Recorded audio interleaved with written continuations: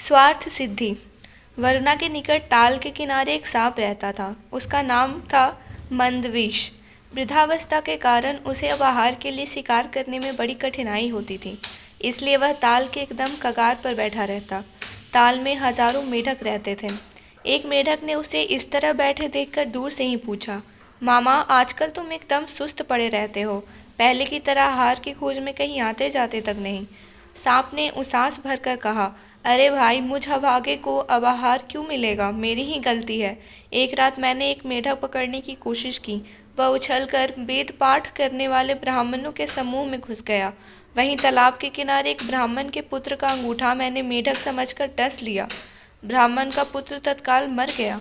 बस उसके पिता ने मुझे शाप दे दिया, अरे दुष्ट, जा, आज से तू मेढकों का वाहन बनकर उनको अपनी पीठ पर ढोया करेगा और मेढकों की कृपा होगी तभी तुझे भोजन मिलेगा। यह कहानी सुनाकर सांप ने कहा, इसी कारण मैं मेढकों का वाहन बनने के लिए यहाँ आ बैठा। मेढक ने पानी में डुबकी लगा दी और जाकर अपने राजा जलपाद और दूसरे मेढकों को यह खबर सुनाई। तब मंडूक राज जलपाद और उसके मंत्री तुरंत सांप के पास आ पहुंचे। जलपाद तो उचककर मंदबीज सांप की पीठ पर बैठ गया। दूसरे मेढक भी एक एक करके उस पर सवार हो गए। उस दिन सांप ने तरह तरह की चाल दिखाकर मेढकों का खूब मनोरंजन किया। अगले दिन सांप मेढकों को पीठ पर घुमाने तो चला, पर आज वह बहुत धीरे धीरे चलने लगा।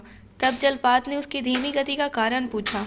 मंदवीश ने कहा, मुझे कई दिन से आहार नहीं मिला है, भूख के कारण मैं दुर्बल हो गया हूँ। तब जलपात ने दया करके सांप को छोटे छोटे मेढकों को खाने की आज्ञा दे दी। फिर तो रोज ऐसा ही होने लगा। राजा जलपात सांप की पीठ पर सवारी करने के लिए उसे रोज आहार देता रहा। मंदबीस आराम से मेढकों को खा खाकर ताकतवर हो गया। एक दिन मंदबीस सोचने लगा, अगर मैं इसी तरह मेढकों को खाता रहा तो थोड़े ही दिनों में ये समाप्त हो जाएंगे। उसके बाद मेरा क्या होगा? इसी बीच एक बड़ा सा काला सांप वहां आ गया। मेढकों का वाहन बने मंदबीस को देखकर उसने आश्चर्य से कहा, अरे मित्र, यह क्या? जो तुम्हारा आहार है उसी को तुम पीठ पर चढ़ाए घूम रहे हो। मंदबीस बोला, मैं यह सब कुछ जानबूझकर ही कर रहा हूँ।